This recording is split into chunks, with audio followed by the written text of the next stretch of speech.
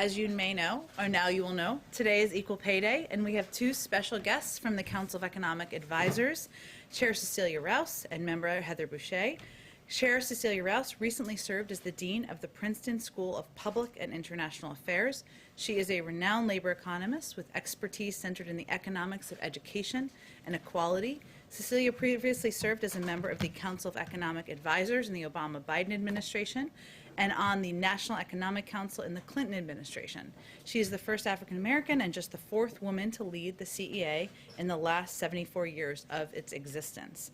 Heather is a longtime economic counselor to President Biden and previously served as president and CEO of the Washington Center for Equitable Growth, an expert on the impact of structural inequities on economic growth.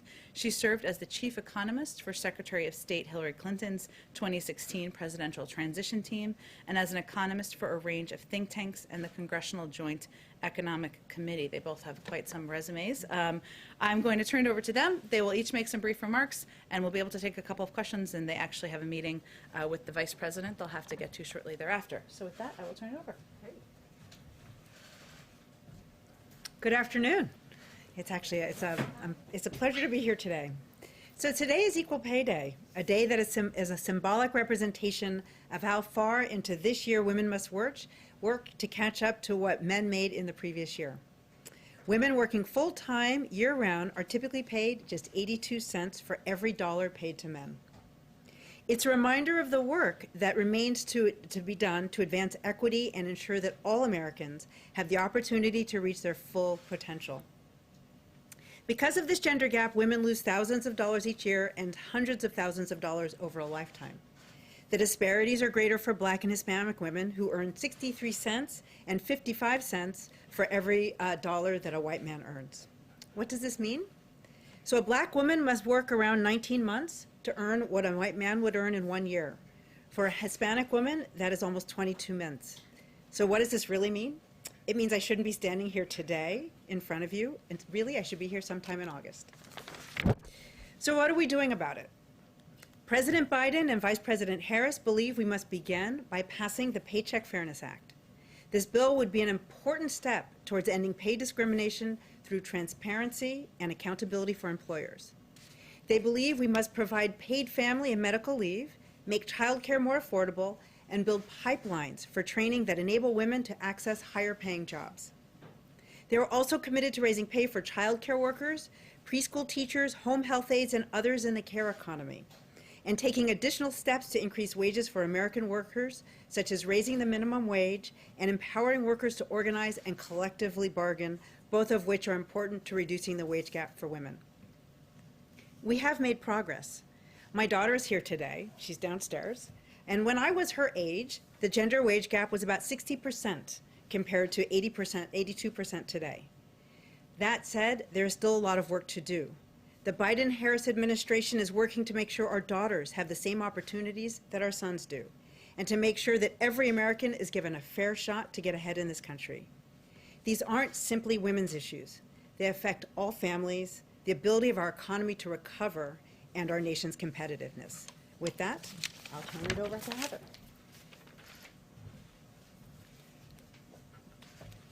Thank you, Cecilia.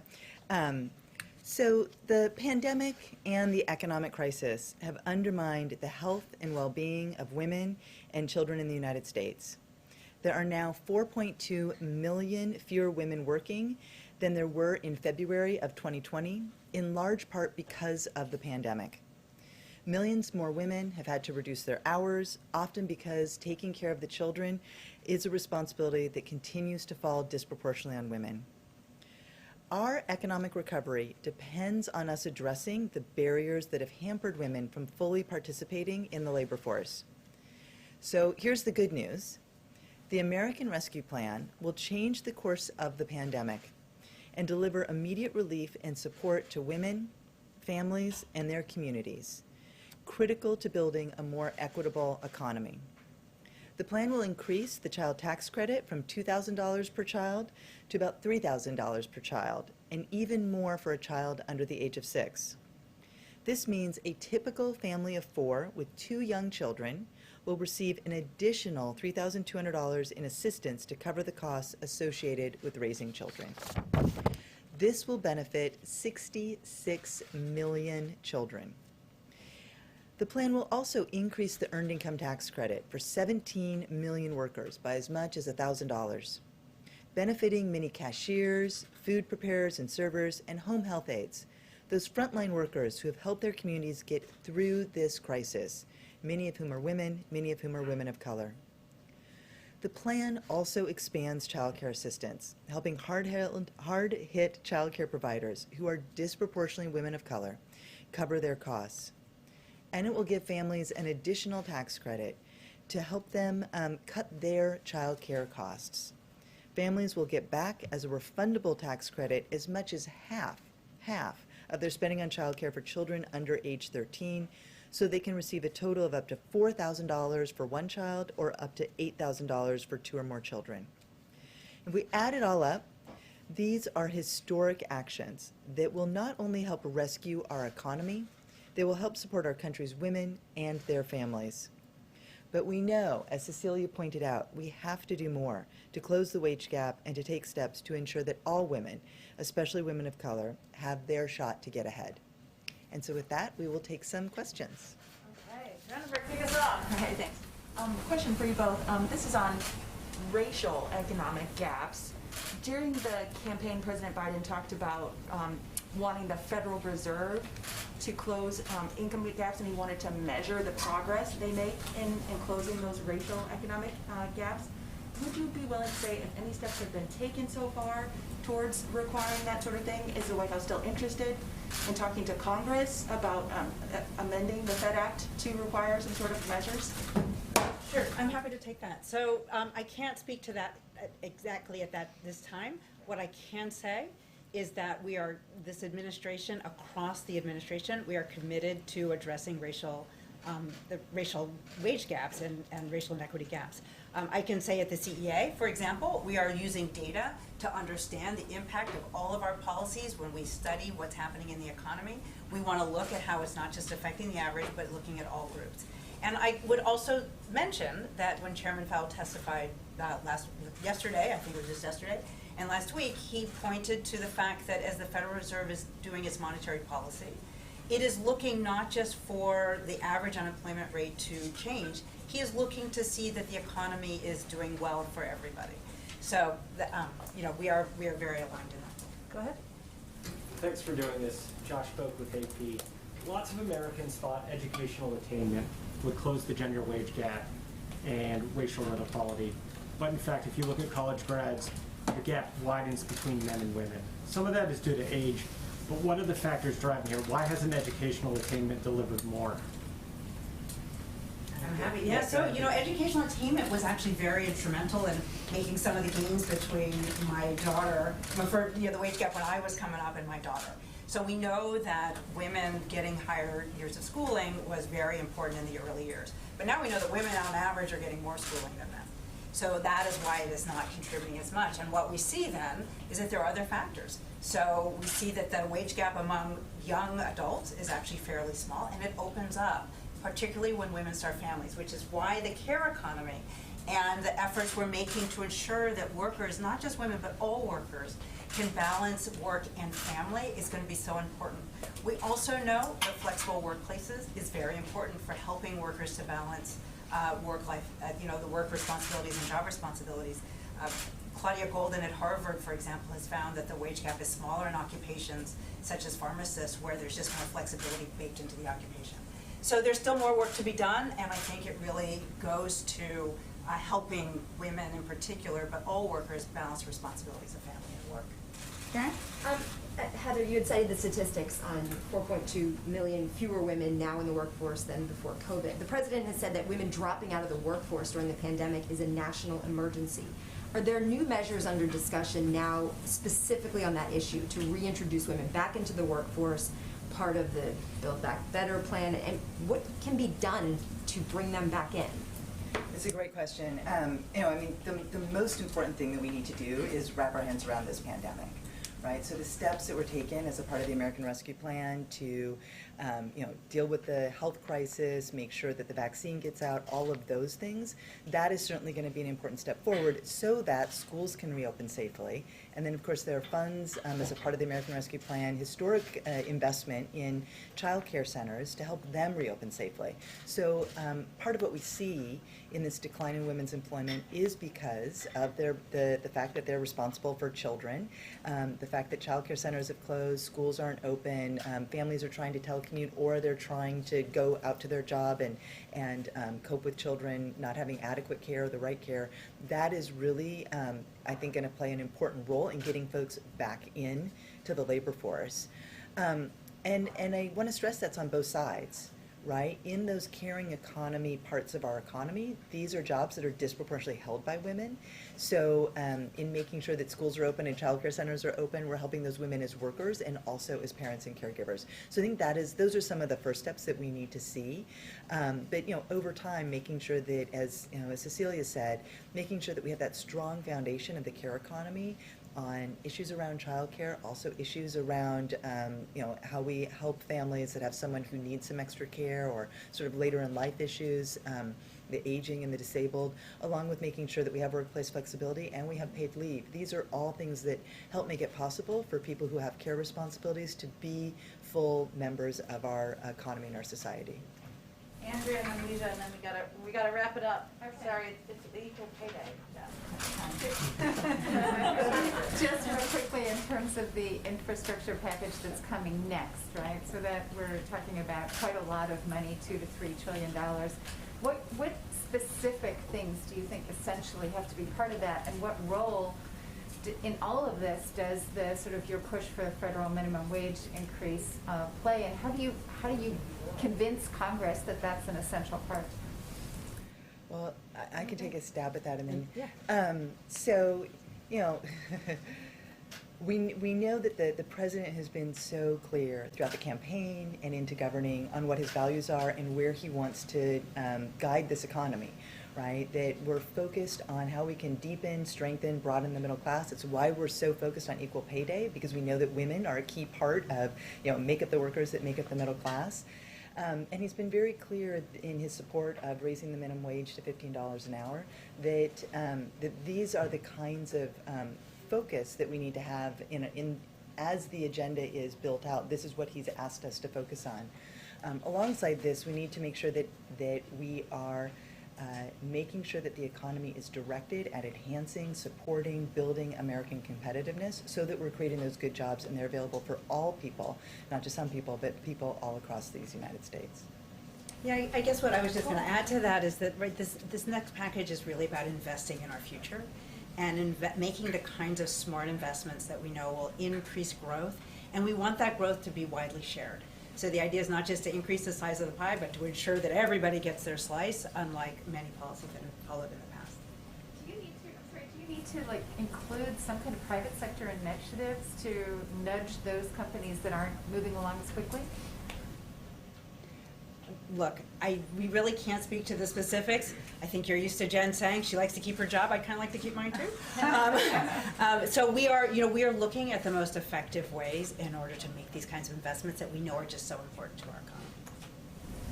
Thank you so much. I think just to follow up on Karen's question, making sure that there is support for the women is one thing, but will there be any concrete measures in the Build Back Better plan to make sure the 4.2 million women have jobs to return to?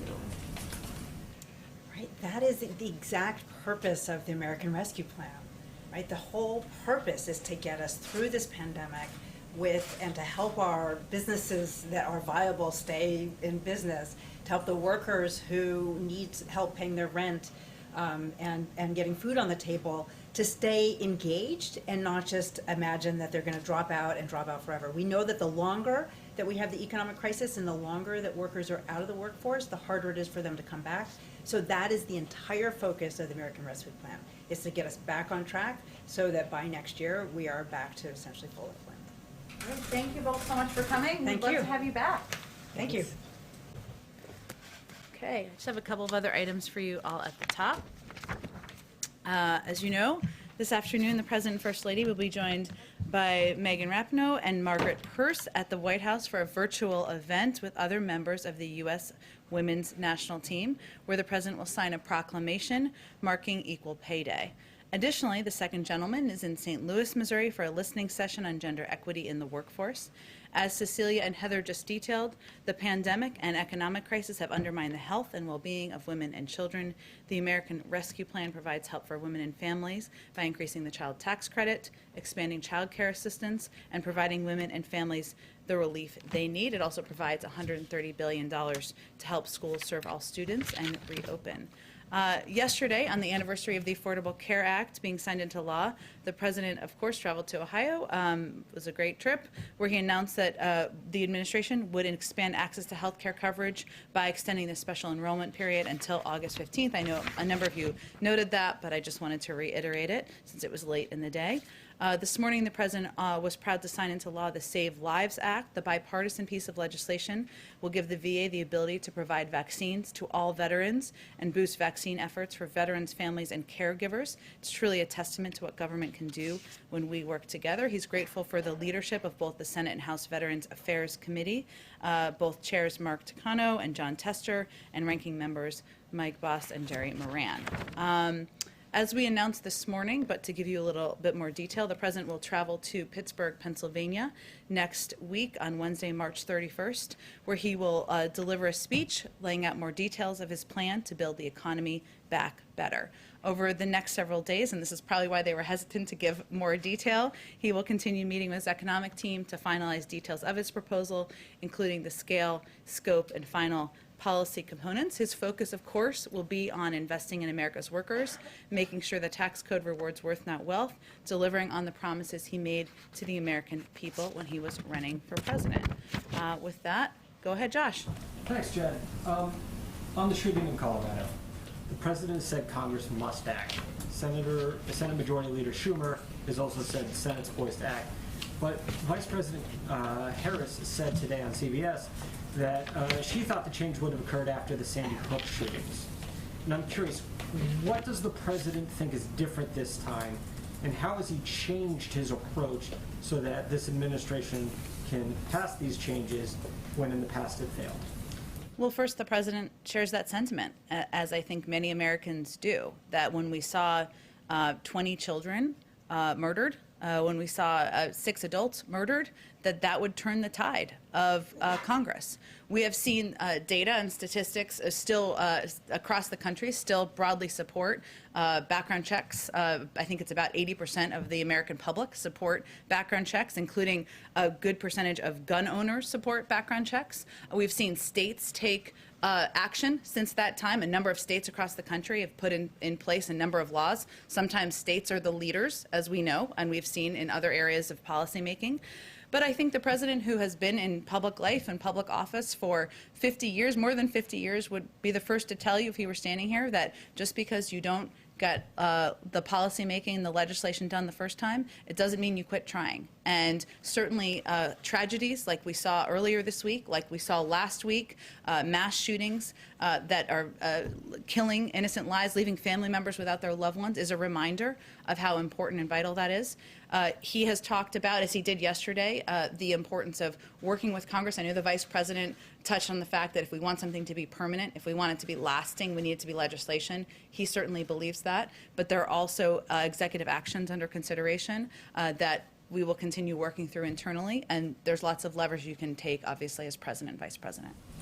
And then secondly, today's the first chance for many in the media to see the situation on the southern border at government facilities. Yeah. This is the first step at transparency. What else can we expect with regard to that so that we can evaluate the situation and present it to the public? Well, first, as you noted, I know all of you have covered this, but just to kind of reiterate where we are here. So there's a delegation of members of Congress and White House officials who are traveling to the Office of Refugee Resettlement at Carrizo Springs and the influx care facility there. There is a network pool camera that will be a part of this journey, which will be which will ensure that there's network pool coverage, or network pool footage, I should say, that is provided to all of the networks so that you can all see as the media for yourselves and be able to provide analysis on that B-roll footage. And we are also remain committed to transparency and will continue to work with agencies on creating avenues for media access to and visibility into these facilities. So I think our balance is, of course, privacy, as you all know. It is also that we are in the middle of a pandemic, and that these facilities, of course, can't become forums for media access all day long, every day. I think we all agree on that balance, but we will continue to look for ways to increase transparency and provide additional access and fulfill requests. Go ahead. Thank you, Jen. A couple questions on guns and Sure. then AAPI representation. At what point would President Biden consider taking executive action instead of waiting for Congress to wait? In other words, how many measures would have to fail before he stepped in? I think he sees it as vital to take steps on two tracks, because congressional legislation, as the Vice President conveyed this morning, obviously has a more permanent, lasting impact. Executive actions are, of course, an important lever that every president has at their disposal. There's current discussions and analysis internally of what steps can be taken. That has been ongoing for several weeks, even before these two recent tragedies, he looks forward to getting an update on and seeing what can be moved forward on that front as well. So he's not waiting for anything to fail, is really the answer to your question. What executive actions do you think he's most likely to take?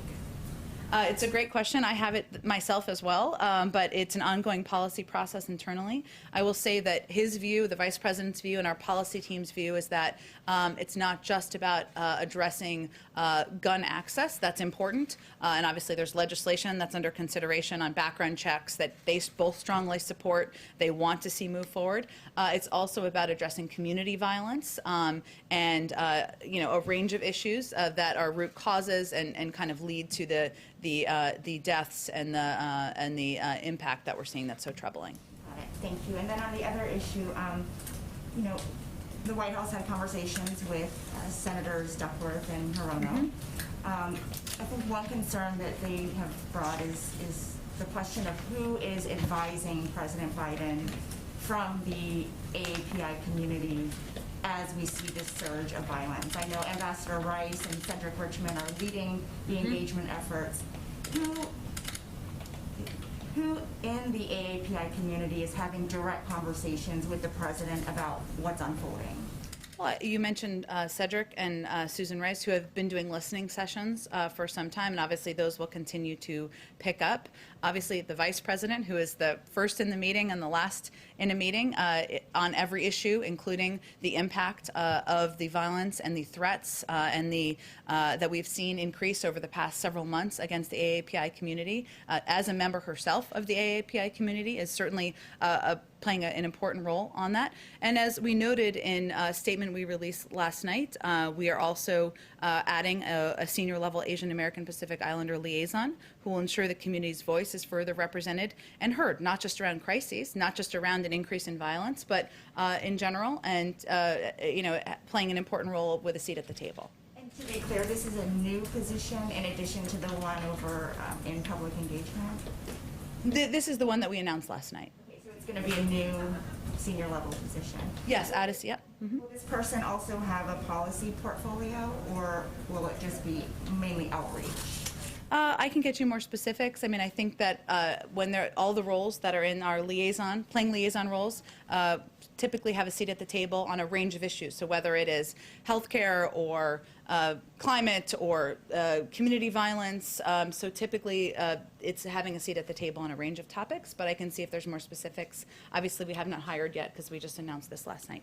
Go ahead. To follow up on Yuja's question, on the president, we were talking yesterday about executive action on gun reform, but the president also was making it clear he wanted to see Congress act. He Yes. said that several times. Yes. Would he propose his own gun reform plan that he would present to Congress, as we've seen him do on the COVID relief plan and what we anticipate coming on the economic plan? Would this be something that could originate here and not wait for Congress to move?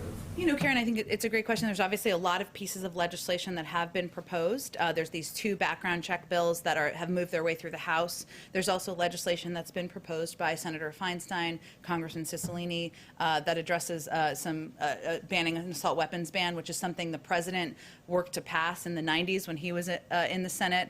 So there's a range of steps that can be taken to increase gun safety measures. What our team is looking at now is what is the legislation that's out there there? Are there any gaps that need to be filled? Policies or proposals that have been introduced in the past that could be reintroduced. So I don't have anything to predict for you on whether there'd be something independent. I think we're looking at what a number of passionate gun safety advocates on the Hill have already introduced to see where we can help push the boulder on that. Has the president spoken to any of the families of the Colorado shooting, any of the victims' families? I don't have any calls to read out for you. He is somebody who obviously has a deep connection to loss, and we don't always read out those calls. I can check and see if there's anything that he has done that he'd be comfortable conveying to all of you. Can I just do one more? Sure, go ahead. Could you give us an update on progress from the Family Reunification Task Force? Have there been families, children reunited back with their parents? Where does that stand right now? There have been, and a lot of that has happened through lawyers and outside groups and the NGO community that plays an incredible role here. There will be an update provided at day 120. That will be more of an official report and update out of the Department of Homeland Security. So in advance of that, I'm not sure we'll have incremental updates, but there have been some progress made, thanks in large part to the work of legal experts and NGOs on the outside. The task force is working with those NGOs? They're in touch with them as well, but we'll have our first formal update at day 120, and then I believe every 60 days thereafter. Go ahead, Jeff. Jen, why did the president wait until there was another shooting, until he addressed gun violence in America? He actually addressed it. We put out a statement in his name on the anniversary of, in early February, the anniversary of the shooting in Florida. So he has addressed it before, and certainly has addressed it even as president, and will continue to address it as president. And as you know, Jeff, from covering him in Congress for a long time, this has been a passion of his, putting in place gun safety measures throughout his career. That's why he fought to get the Brady bill passed, why he fought to ban assault weapons, why he was the lead in the Obama-Biden administration in putting in place more than a dozen executive actions to make it safer for our communities. And it's something that he will continue to work on as president. Of course, he knows, though, that the president's bully pulpit is unparalleled, and yet it took him until more than 60 days into his presidency to talk about gun violence on camera in America. What does that say about his commitment or how much political capital he's willing to spend on this issue? Well, I first would say that anybody who has been following the tragedies and the shootings that have happened in our country over the past several years, if not decades, knows that this is an issue the president is deeply committed to, and his career is evidence of that. And I don't think anyone who's an advocate is looking at how many words he's spoken. They're looking at what his background has been, where he has fought the fights, and he has fought the fights on the Brady bill, on the assault weapons ban, on getting legislation passed. It wasn't successful, as was alluded to earlier in a question. We know that. But this is something he's going to put his shoulder into. He's going to work with members of both parties. He's going to certainly advocate for. And I think for those who have survived gun violence, for those who've lost family members, they're really looking for action, and they're really looking at the record that he has over the course of the decades of his career. If I could follow up on the question on the border. The access being granted today for the pool is of a facility that is aspirational of where you want to move these children. Mm-hmm. What about access to the facilities where there is overcrowding and there is an actual problem? Why was this one chosen over those? We're also open to providing access there, and this is just the first step in a process of providing greater access to the media. And when would that decision be made? You've said earlier in this week that you would be working on access. Is this the only access, or will that be coming in the coming days? I would consider it's ongoing, and we wanted to provide pool coverage, as you all know, who are in the television field of television, that allows for a video camera to provide access to all the networks. We felt that would be a good first step, and we're looking forward to continuing to engage about how to provide increased access. Would you agree, though, that you've chosen the facility that is the aspirational facility as opposed to the problem at this moment? Well, I would say we all agree that the Border Patrol facilities are not places where children should be. They are children should be moving more quickly through those facilities. That is what our policy central focus is right now, as you know, Jeff. And it's also becoming a public health concern because of the number of kids who are moving through those facilities and the fact. Why not show those to the American people? We will, and we are working with the Border Patrol and with DHS to determine how we can do that. Go ahead, Jennifer. On Iraq and withdrawing U.S. troops from Iraq, could you please give us an update on Iraq's request for the start of talks on that withdrawal, please? That's something we are looking forward to convening next month. And I'm not sure if I have an update other than to convey that we look forward to our strategic dialogue with the government of Iraq over the month of April. The meetings will further clarify that coalition forces are in Iraq at the invitation of the Iraqi government and solely for the purpose of training and advising Iraqi forces to ensure that ISIS cannot reconstitute. And we are committed first and foremost to Iraq's sovereignty. We look forward to these important discussions with Iraqi leaders on the future of our partnership that will convene next month. Go ahead, Andrea. Got a couple of quick ones for you. So on Nord Stream 2, that is an issue that keeps coming up in the relationship with Germany. How soon do you think those sanctions will be implemented? And has the President had a chance to discuss this issue at his level with the Chancellor of Germany? I don't have any calls, although we do read out the calls that he does. So you would certainly know if he had a call with the Chancellor of Germany, I can assure you. So not a new one that I'm aware of that you are not aware of.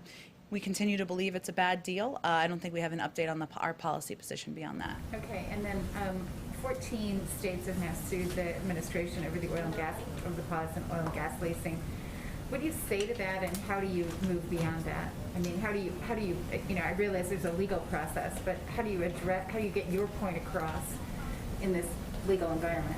Well, I would say first, oil and gas jobs aren't going anywhere. The outgoing administration flooded the oil markets with cheap federal leases. This will not affect oil and gas production or jobs for years to come. And what President Biden has pledged to do is invest to create jobs and ensure America leads the clean energy revolution, which is where the industry is largely going anyway, where there is the greatest opportunity for job creation. He wants to create good-paying union jobs, and that's something he believes and he's committed to doing. I think there's a lot of there is some misinformation out there about what this means, which is why it's not, I'm not saying from the media, I'm just saying in general. Again, there are oil and gas jobs that are out there. The existing leases will continue. He's really talking about future leases. And then just one more on the gun issue. I know this is kind of a crazy question, but it's always a good lead-in when it's a crazy question. It's quite a lead-in. Given the history of people trying to enact gun control legislation in this country, is there some consideration to taking a look at the Second Amendment and just addressing it from a sort of the underlying constitutional right to bear arms? Is that something that the President feels needs to be called into question so many years after the revolution? No one is talking about overturning or changing the Second Amendment. What our focus is on is putting in place common sense measures that will make our community safer, make families safer, make kids safer. The majority of the American public supports background checks. The majority of the American public does not believe that anyone needs to have an assault weapon. So that's really what our focus is on at this point in time. Joe Manchin is not in support of this. Once again, you have a Democrat, a member of the President's own party, who is already signaling that he will not support that. You have a very slim majority. Can you convince Republicans to support this legislation so that you can work around a Democrat that's not supporting it? As the President said yesterday, we don't know yet. He hasn't done the vote count, but it is certainly an issue he will talk to members about and convey why he feels it's so important, that it's not shouldn't be a political issue, that keeping our community safe, families safe, looking at the track record as what has worked in states, which is very informative, and actually to Josh's earlier question, something that we know more about now than we may have 10 years ago. So he will be conveying that to members he's communicating with. Go ahead. Two questions. Following up on Luja's questions about representation, the Biden administration is the first in 20 years to not have an Asian American lead one of the 15 executive departments in the cabinet. So how does the White House square that back with the president's pledges to make this the most representative, most diverse in history?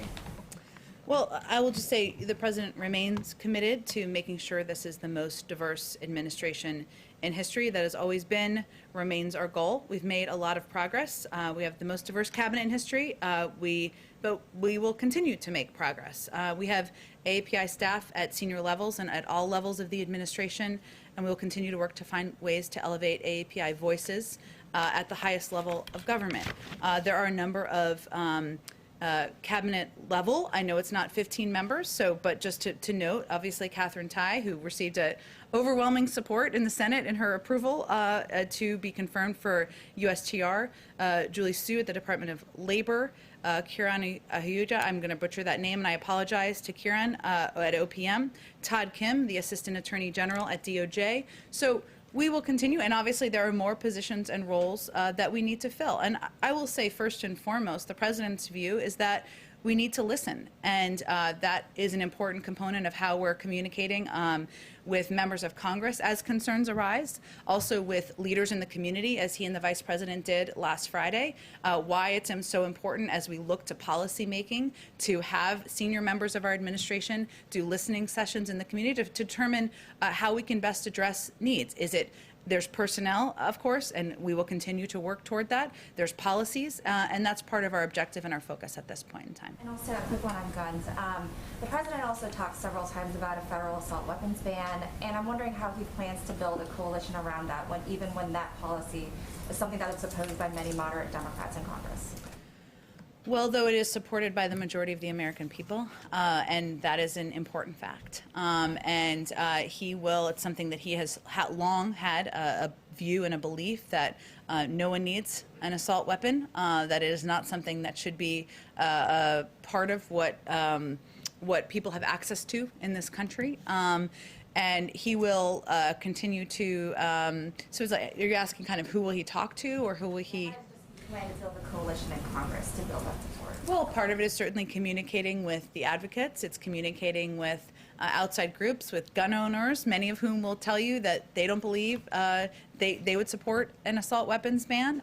Communicating with leaders in states where laws have been put in place that have been impactful. And obviously having conversations with members he's known for some time, having them at the staff level, and determining if we can find a path forward. Go ahead. Thank you, Jen. I'd like to ask you two questions. The first about marijuana, and the second about a bit of a historical mystery I'm hoping you could help us solve. Okay. There's a lot of setups for these questions today. I like it. Go ahead. Sure. So Vice President Kamala Harris says that she is a past marijuana smoker. She said, quote, "It gives people joy, and we need more joy in this world." She is with a clear majority of the U.S. population in supporting marijuana legalization. According to polls, 2/3 of people do, including about half of Republicans. Yet last week, the Daily Beast reported that there were dozens of White House staffers who were either disciplined or terminated from their jobs for past marijuana use. You seem to confirm 5 terminations on Twitter. And my question is, why would President Biden allow this to happen, especially considering the White House staff were led to believe that pot use would not be disqualifying, and especially considering the Vice President is herself a former marijuana user? Well, let me first say that what we tried to do as an administration was work with the Security Service, who actually makes these determinations about suitability for serving in government. In the past, and I served in the Obama-Biden administration, the rules were actually far more stringent. So that isn't about anyone's personal point of view. It's about working through the process, the history, and modernizing it and taking steps to address the fact that marijuana is legal in a number of states across the country. It is still illegal federally, right? We know that. There were, as I noted, I think in our comment last week, 5 individuals who are no longer employed at the White House. A number of them, there were other security issues that were raised.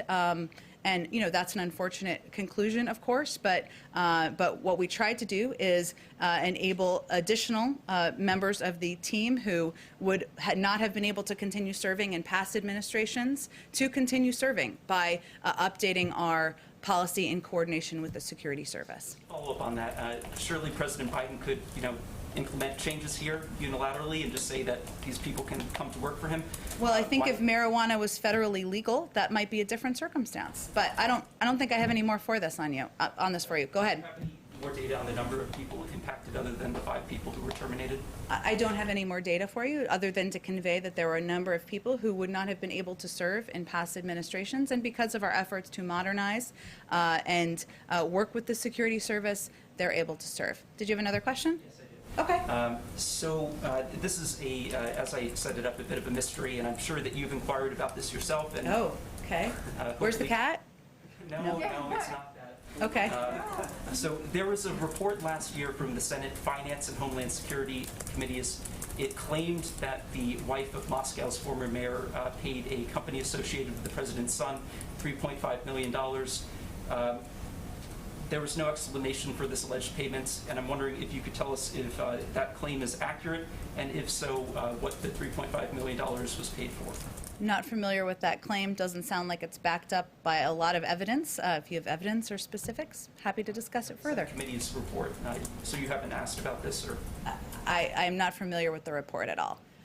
Go ahead. Thank you, Jen. With the May 1st deadline looming, when can we expect to hear from the President about the timing on withdrawal from Afghanistan? It's a good question. As you may know, Secretary Blinken is currently in Brussels and talking with our NATO European partners. He did a press avail, I believe it was yesterday, but let me reiterate a couple of the points he made, and then I'll get to your question. That our focus right now is for him to share some of our thinking with our vital NATO partners, consult with them, hear from them on where they see things going, where they want things to go.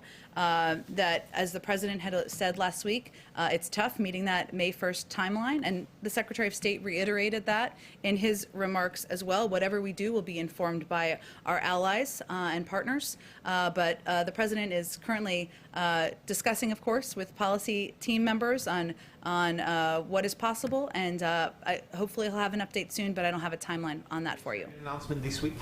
I can't give you a timeline. It's really up to his own decision-making and when he's prepared to talk about that publicly. Go ahead. Thank you, Jen. I have a couple of foreign policy questions. I understand the administration has already supported COVAX, is working with the Quad to ramp up production, working out details with Mexico and Canada. But where is the president's position on the request by more than 55 countries, as well as some Democratic lawmakers, on making vaccine patent through the WHO, or giving a waiver to that? Well, the top priority of the president's and of the United States is saving lives and ending the pandemic in the United States and, of course, around the world. That includes investing in COVAX, working with partners, as we announced with the Quad, to produce 1 billion vaccine doses to surge vaccine production and delivery. As part of rebuilding our alliances, we're exploring every avenue to coordinate with our global partners and are evaluating the efficacy of any measure by its true potential to save lives. So that's how we're looking at it through the prism. There are a number of steps, a number of ways we are engaged in addressing the global pandemic through the global international community, and we'll look at a range of options, but I don't have any update for you on the patent question. As a general principle, do you believe that protecting American innovation and intellectual property of pharmaceutical companies outweighing the benefit of moving faster towards a COVID-free world? Sure, I absolutely understand your question. What I'm conveying is we look at every option through the prism of whether it will save lives and how many lives it will save, and try to put our resources and efforts into those that we think will be most effective. Obviously part of that is through engagement with the WHO. I mentioned our Quad partnership, our meaningful contribution to COVAX, and of course, when we can, we will share vaccines, as we have already, as we're already doing with Canada and Mexico, but we're looking at a range of options. Right now, our focus is on continuing to address the pandemic that is ongoing in the United States, given 1,000 people are still dying every single day. Another part of policy question, please. So, can you comment on media reports on whether the administration is considering joining a group of South American nations to push back against Chinese illegal fishing? How big of a problem does the administration see this kind of Chinese practice of distant water fishing? And would this be something that you would consider with other regions, including Southeast Asia and Africa? Sure, it is a challenge and a problem, and one that we're watching closely. And for others who have not been following this issue as closely, it is an issue of overfishing in certain parts of the world. It is something our national security team is certainly watching and following closely. I can see if there's more specifics on their engagement to update you on. One domestic question. Go ahead. The question on vaccination for federal government employees. I mean, so far it's been pretty much where they live, right? I mean, if you're in D.C., you follow D.C. rules, Maryland, and so forth. Is there any other kind of consideration from the White House to just expand access to vaccines for federal government employees? It's a great question. I'll have to check with our COVID team. Obviously, everyone will be eligible in just over a month, including our government employees. And DC and Virginia have already made that commitment, maybe Maryland too. I don't want to leave them out. So that is good news for every federal government employee, but I can check and see if there's more specifics across the administration about our approach. Go ahead in the back, and we'll go back.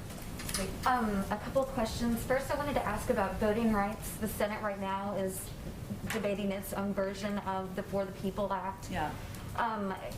There are a few hang-ups with it in the chamber. I was curious how much emphasis the president plans to put on this, if he will be reaching out directly, or if there's a team from the White House that's working on this issue. Yes, I would say we're very engaged, closely engaged on S1 that is being negotiated, as you said, and there are changes being made, which we fully expected that there would be, as a number of senators, I believe, have alluded to that being a possibility and things they'd like to see changed.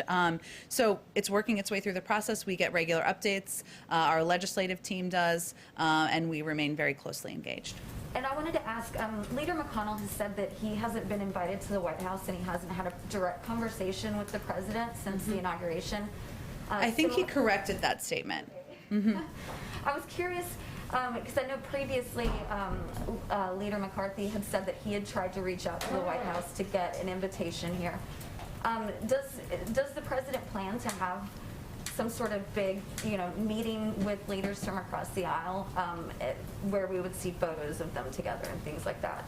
I'm sure he will. We obviously have been limited on COVID to any events in the East Wing, and at this point we'd be very much in the Easter egg roll preparations, which of course we will not be, but obviously more important, substantive, vital meetings than that. He's had a number of meetings, bipartisan meetings in the Oval Office. He will continue to do those. Those have often been constructed with committee chairs or members with specific jurisdiction. He has a long friendship with Leader McConnell. He has spoken with him. He speaks with him regularly. We're obviously not going to read out all of those calls. I expect that will continue. I wanted to ask, we've been seeing a lot of images of spring breakers, especially in Florida, and I was curious how aware of that the president, if he's being updated on that regularly, and if he plans to make any sort of address or public appeal to people on the issue. Well, we do watch that closely. The president is briefed regularly by his COVID team, and of course he has seen the news coverage, thanks to all of you, of spring breakers who have been gathering in far too many numbers. There, of course, were steps taken locally in response to this. We also watch that closely. I'm not sure. I don't have anything to preview for you in terms of him addressing spring breakers publicly. I will say that his message, broadly speaking, is that we are still at war with the virus. This is still a threat to the lives of the American people. We need to be vigilant. We need to wear masks. We need to hand wash. And that is a message, of course, directly to anybody who is not abiding by the recommendations of public health officials. Just one more. Do you have any update on the president's plans? Will he be traveling to Boulder? I don't have any updates on that.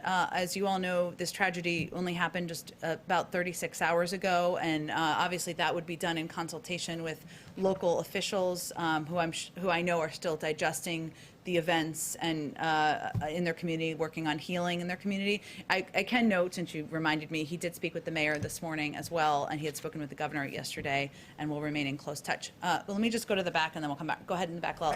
Thank you, Jen. Last week, Secretary Blinken and NSA Jake Sullivan had a meeting in Anchorage with Chinese counterparts. Have they given a briefing to the president on the China policy? Has it changed any China's policy of the Biden administration? I know that the president has spoken with Secretary Blinken and National Security Advisor Jake Sullivan since their return. I don't have any. Obviously, they talk about a range of national security issues, ongoing policy processes that are ongoing. We're currently taking stock of where we are, which includes close consultation with allies and partners. As I noted, Secretary of State is in Brussels currently on the way forward, and we'll continue to work with China going forward when it's in the interest of the American people. So we're in consulting internally, consulting with our partners and allies, and that's really the stage we're in at this time. I have a question related to legal immigration. When Vice President was a senator, she supported the cause of EAD, employment authorization cards for H-4 and L-2 visa holders. Now these guys are saying, most of them are women basically, they're saying there is very long delay in issuing EAD cards for H4 and L2 visa holders. Some of them have also went to the court. What is your, why there is delay in that? I think part of the reason we want to push for action on immigration on the Hill is to move forward with expediting the processing and doing that on several levels, including a number of the visas that you just introduced or just conveyed. So that's part of the reason why we think that's such an important piece to move forward on. A final one. Number of Indian American doctors whose job is to treat patients during this COVID era, they are on the Hill protesting against and demanding elimination of country quota for green cards. I know the White House has sent a legislation to the Hill and that talks about that, but they're still protesting against and faster implementation of that passage of the bill. What is President's message to those doctors? I think the president would reiterate that he believes that there should be faster processing, that our immigration system is broken at many levels and of the system, and that he is eager for Congress to move forward with action there. Okay, two in the back. Go ahead. Thanks, Jen. I'm back on guns. You mentioned bipartisan meetings. I'm wondering if you could give a little bit more of a sense of the president's engagement with Congress on gun legislation specifically. Does he plan to have a bipartisan meeting on that at the White House? And has he spoken to Senator Manchin at all about his opposition to that background check bill? I don't have any meetings to predict. Obviously, this is an issue that there are a number of passionate gun safety advocates on the Hill, as you well know, who have strong views about what the path forward should look like. So I have no doubt that he has discussed this issue with them over the course of the last 2 months of his presidency. As it relates to the tragedy of Tuesday night, he was, of course, in Ohio all day yesterday with a very full schedule. So he didn't have any calls yesterday, but it's something that he will continue to look for ways to engage, to discuss, to advocate for action moving forward. And is there an update on his joint session to Congress? No update yet. We have a speech coming up next week, and we certainly he remains interested in and committed to doing a joint session. We remain engaged with them, but I don't have an update on the specific timing. And if I can just ask one more from one of the reporters in the pool who can Go ahead. be here. There was an Axios report today that he met with historians to discuss how aggressive he could be on his economic agenda, among other topics. I'm wondering if you can confirm the meeting and maybe tell us who was involved and why he felt the need to meet with historians on this. I will tell you, presidents love historians. I know this is my second president working for. I think it's important to learn from what worked and didn't work in the past and gain perspective from people who study that. He did meet with historians a couple of weeks ago. I don't have the list of names in front of me. I can see if there's more details we can provide. And really, it's meant to have an open conversation about the challenges our country is facing and looking back at history. And it's a moment to step back and reflect and use it as lessons moving forward. Go ahead. Thanks, Jen. A few on spending, one on taxes as well. I know you can't get into specifics at this point, but what the president is being briefed on by his economic team in the upcoming days, is this an infrastructure package? Is it the president's Build Back Better plan, combination of both? Give us an overview of what it is. Well, our Build Back Better agenda, his Build Back Better agenda, includes a number of components that he talked about on the campaign trail. Infrastructure is part of it, making the tax code fair and one that rewards work and not wealth is part of it. Doing better by our caregivers is part of that. Increasing access to health care is part of it. Investing in our clean energy economy is part of it. There are several components he talked about on the campaign trail. And right now what he's talking with his economic team and advisors about is what the scale, the scope, and the components will look like in what he's going to move forward and propose next week. The $3 trillion number has been put out there. I know the White House hasn't confirmed that, but is it possible that it goes above $3 trillion? Like, is $3 trillion viewed as the cap, or it's certainly possible it could go even higher?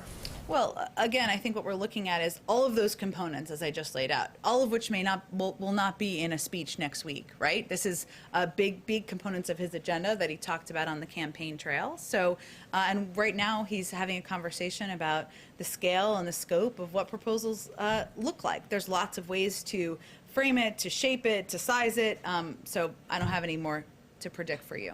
Last one on this before taxes. Speaking of size and scope, it's possible if it gets broken up that infrastructure could be one. So what does the president, what does the White House view as infrastructure? What falls under that umbrella? Under infrastructure, there's a lot of ways to look at infrastructure. I can't preview for you. I know you're not exactly asking this, what will be in the package that he's still discussing, but obviously roads, rails, and bridges are part of what everybody historically thinks about. But there's also components like our cyber infrastructure. There's lots of ways to look at infrastructure, but what is in a package that he proposes in the coming months, I don't have anything more to detail for you. And then on taxes, the White House says now that families who make up to $400,000 won't pay a penny more under the president's potential plan to the federal government in taxes.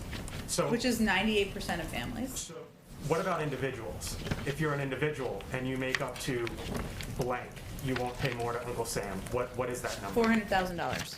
So the individual number is going to be the same as the joint filer number? Well, no individual making less than $400,000 will pay more in taxes. If you're an individual and you make $300,000, let's just say. That's and less than 400, right? You're a married couple that makes 300 and 150. That's more than 450. The 300 isn't going to. Traditionally, taxes, the joint filers pay about, it's double. But you're saying now it'll be the same rate. I think we'll have more to say when we actually roll out a tax proposal, which we have not done yet. So this is a commitment he made on the campaign trail, which he's committed to abiding by. But once we propose a tax proposal, we'll have more to discuss on it. So just to be clear, individual filers, if you make up to $400,000, you're an individual, you will not pay a penny more, just like families won't pay a penny more. That's right. Jen, quick one, as the Yeah. poller from a Yeah. TV colleague who can't be here today. Yeah. Can you give us an update on Major and Champ and whether they're at the White House? I was waiting for this to come up. Of course. Champ and Major are here at the White House. They joined the first family at Camp David last weekend and returned with them on Sunday. The dogs will come and go, and it will not be uncommon for them to head back to Delaware on occasion, as the President and First Lady often do as well. Is it about the dogs? Okay. On Colin Call, he's one of the president's nominees for the Yes. top Pentagon post. He barely just made it out of committee right now. Can you say, is the White House still behind his nomination? It's been controversial from the beginning. Any thoughts on that? Absolutely. Colin is qualified, he's experienced, and he would bring an incredible reservoir of perspective to the job at the Department of Defense, and so we look forward to his confirmation. So no consideration whatsoever of withdrawing his nomination? If I could close the loop on a Leader McConnell question. You said they speak regularly. He says that they've only spoken one time. He corrected his statement saying they spoke one time on Burma. Mm-hmm.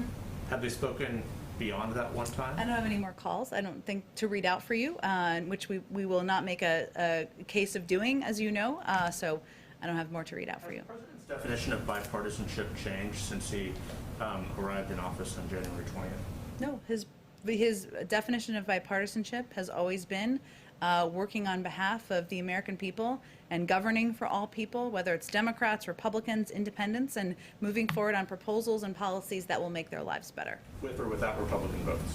Well, he doesn't believe that bipartisanship is defined by the zip code here. He believes it's on how we can deliver relief to the American people.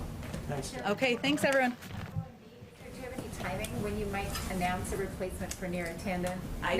I do not, but Shalonda Young is confirmed she will be the acting, and so, but I don't have a personnel preview for you on that particular role. Jen, can I have one more question on China vaccine diplomacy? Is the administration doing anything specific to push back against requirements by China for countries to cut back or reduce ties to Taiwan? Is the administration? I will check with our national security team if there's anything for that.